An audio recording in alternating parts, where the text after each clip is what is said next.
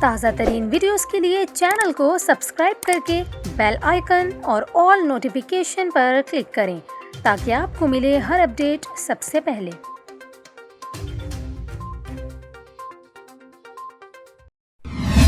आपको अहम खबर दें, महकमा मौसमियात ने कराची और देही सिंध में जुलाई और अगस्त के दौरान अब तक होने वाली बारिशों के आदाद शुमार जारी कर दिए, जिसके मुताबिक देही सिंध में जुलाई और अगस्त में अब तक सबसे ज्यादा बारिश पडीदन में 1539.5 मिलीमीटर रिकॉर्ड हुई। इसके अलावा मुंजदड़ों में 811.5 मिलीमीटर, लाड़काना 721.3, टंडोजाम 689.9, खैरपुर 660, बदीन 543.2, सकरन 538, सखर 478.5 और मीरपुर खास में 450 मिलीमीटर बारिश हुई।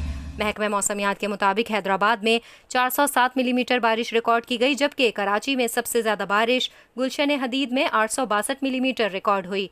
रिपोर्ट के मुताबिक PF बेस मसरूर पर 713.9, नाजमाबाद 477, ओल्ड एयरपोर्ट 466, सदर 445, गुलशन मेमार 437, यूनिवर्सिटी रोड 424.1, गुलशन मेमार 323.1 और कोरंगी में 306 मिलीमीटर बारिश रिकॉर्ड हुई।